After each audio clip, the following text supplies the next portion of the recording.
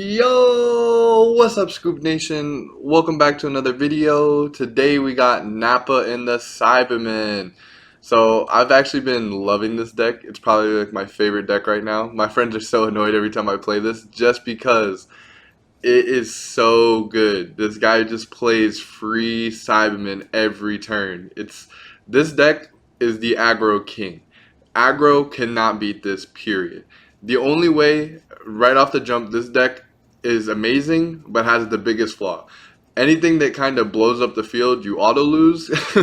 But aggro doesn't have, oh, like turn two, I'm going to blow up your field. No. So this deck will completely destroy aggro. It's still so fun. I recommend you guys try it out, but let's go ahead and get into the video. So on the front, thank God the guy has some self-awakening. So add one card from your life to your hand and you play one Cyberman from your deck. And then when he's at 4 or less, you get to switch up to one energy to active mode and play two Cybermans. So the only thing I wish they could have did better with this is it said add up to one card from your life to your hand, because there's tons of times like where you're at like I defend my fifth life just because I want to be able to take one and then play a Cyberman to get more value, because I won't do it if I'm at 4 life. I won't take that last life just to play a Cyberman. It depends on the matchup, I might, but it's always better to not take the 4th life. Alright, so we awaken. Oops. Alright. So when this guy attacks, you go ahead and play one Cyberman from your deck. So the only other thing that really is kind of they nerfed with this leader is you only can play Cyberman from your deck off the leader, which kind of sucks. So, but at least this guy also, he has an activate main. You get to look up to 7 cards from the top of your deck, and you can play a Vegeta or Nappa with an energy cost of 4 or less to your hand, and then you can put one card from your hand at the bottom of your deck, aka your Cyberman. So then he has a once per turn, one of your Cybermans get KO'd. You choose one of your opponent's battle cards, it gets minus 10,000 power. So that effect isn't so relevant for us because, yeah, we have blockers. So technically when they KO, we're going to get to minus something by 10. But that's only going to get rid of like little 1-drops and stuff. Because I don't run a real big package where I'm like minusing the field. That's not the goal of the deck. So, but anyways, we'll go ahead and get into it. So right off the bat, we'll go ahead and just tell you how many Cybermen we're running. So we run 1, 2, 3, 4, 5, 6, 7, 8, 9, 10, 11, 12 Cybermen. So 10 of them is going to be the green guy because he is a blocker that when he dies, you get to choose up to one of your opponent's battle cards and energy cost of 1 or less, and you KO it. So it sounds a little cheeky, but trust me, there's so many times I get rid of 1 cost stuff that is just so nice. And then the red guy we run, honestly, just because I like to switch him to rest mode, but because I don't know why I hate switching a blocker to rest mode. I would all day rather switch this guy to rest mode for the deck, so I run just 2 in here just for sometimes. And basically, when he gets KO'd, you get to choose one of your opponent's battle cards with 10,000 power or less and KO it. So hopefully, it'd be like, you know, in the perfect world, for some reason they swing at this guy, then you minus 10 off the leader, and then hopefully the card's only at 10,000 power or less, and boom, you KO it. But this is still more tech. Green is the OG Mac Daddy. Anyways, next we'll go ahead and get into our unison. So this is the spice of the deck, people. Yes, SS3 Vegito Peerless Warrior. So whatever that word, peerless. Anyways, so the reason we run him is just because he's so good. He's your turn 2. You always want to play him turn 2. He gives all of your mono green battle cards revenge.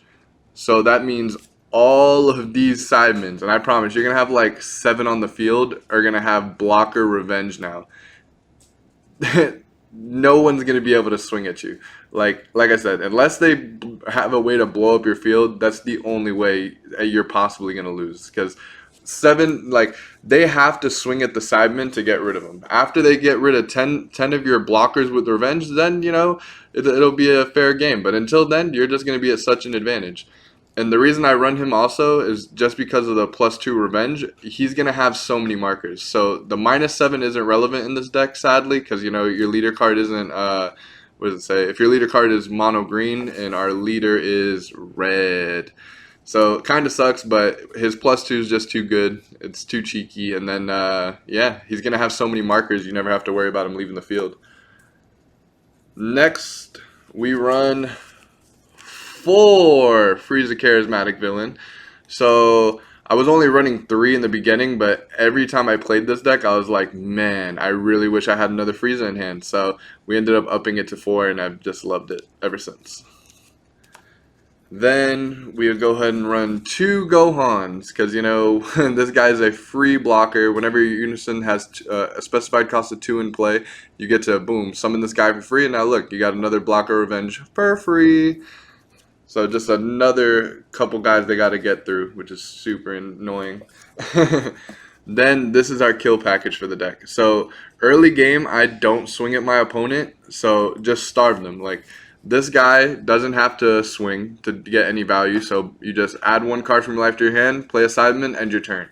Then when you play your unison turn 2, you just go ahead and do this again, and then add a card from your life to your hand. If they start playing like battle cards that you can swing at, sure, swing at their battle cards, but until you're all set up, don't swing at them, because this is going to be how you're going to start giving them cards. So he has double strike. Everyone knows what he does. Basically, you draw 2, your opponent burns a life to their hand, and then he's a double strike. So basically, this is why I ran the red guys. So I'll always, this is the ideal perfect situation. You swing, you rest him, and then draw 2. Because I don't mind resting him. But anything else, I'm not going to rest a blocker, you know? But so now he's a 20k double strike. Your opponent burned a life, and you just +2. And every turn he's on the field, this Piccolo Jr., you're just going to get value. Value and value. So we run 4 just because you need to see him. Sometimes, like, he might be your turn 1 charge. I really try not to turn 1 charge him, because turn 2, like, this is or turn 3, you'll be awakened hopefully. So this is how I like to do it. If I have I know the energy is not the right energy, but just stick with me, people. So anyways, you play him for 2, right?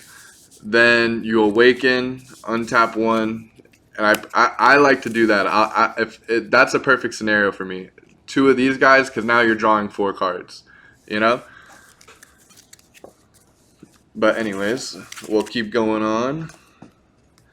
Assimilate. I love Piccolo Jr. He's such a good card. So we want to make sure we see him. And this thins out our deck, which is even better. Thinning out the deck in this is so good. We always get to see what we want to see. We run 2 SS3 Gohan Master Surpass, so I'm literally even thinking about upping this guy because he's so good. And then early game, like, if you opening hand him, you really like feel like you should charge him, but you can't because you know there's only 2 in the deck. So he might get upped. But basically what he does, Alliance, right? You go ahead, when he attacks, you switch this guy to rest mode. Now, until the start of your next turn, your opponent can't play battle cards with 20,000 power or less unless they choose 1 card from their drop area. And then this guy, he lets you, as soon as he attacks, your opponent burns the damage. So that's what happens after Piccolo. So Piccolo, your opponent can't burn a damage. What does it say? 3 or more life, right? So if your opponent has 3 or more life, you can deal 1 damage. So you can get them down to 2 with this, right? And then ideally, he's your final swing. You swing with him on turn 4, they burn a damage. Hopefully the attack's going through, and you just Alliance. You can rest as many cards as you want, by the way.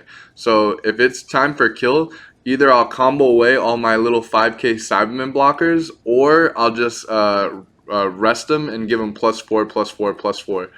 So very, very good end game card. Next up, this is our charge target. Not gonna cap. It comes in handy sometimes. Honestly, I ran it in here mostly because turn 1, I love to charge this guy, and there are very rare scenarios where, you know, you play him for 1 energy, he's a double strike. Like, he's just a really generic good card. So I run 2 of him just because he's definitely won me a couple games just off the double strike, you know. And then, you know, you get rid of a combo card on defense. Only on defense, though. Remember, it's activate battle. So you can activate battle, give 1 of your cards +5 on your turn, but you can only activate battle to get rid of 1 of their combos on your turn, on your opponent's turn. So just remember that. And next, we run check lands. Who doesn't love check lands? They're the best. Just knowing what you're going to charge next turn, it feels great. And then we run 2 Fuse Zamasu. This card is just so good for 1 energy. You go ahead and get rid of your Frieza, right? And then boom. Now every time you swing, your opponent's getting rid of a card. So, and then we run 2 SS Vegeta. It's so funny because if someone else is running this card, they can destroy our deck, but it also destroys your opponent's deck since we run it. So basically, for 3 energy, you're going to nuke your opponent's whole field minus 20,000. Like, if for some reason you don't see your Piccolo Juniors turn 3, just wait. Just wait and let your opponent tap 3 and blow up your whole opponent's field. It feels great. This card's when your opponent's swarming too hard on you and you can't just revenge block them anymore, just blow up their field. Then we run 2 Nappas. So this guy is the only guy that can actually grab your Cyberman from your drop area. So when you play him, you play 2 Cybermen from your deck or drop, and then once per turn, you choose one of your red Cybermen, and it gets plus 11,000 power. So a couple of times I've done that where I'll go ahead and I'll play out my Cyberman, right, and then I'll give it plus 11, and then when I go to do Alliance, I'll rest this guy. Now instead of only getting a plus 4,000 boost, our Alliance is getting a plus 15,000. So this guy's cheeky, he's good, especially like I said, if they manage to really start blowing up our field a lot, this guy can bring us back in the game.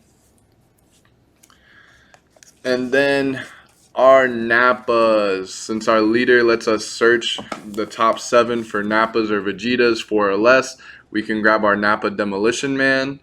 So, and it's our super combo, why would we not, right?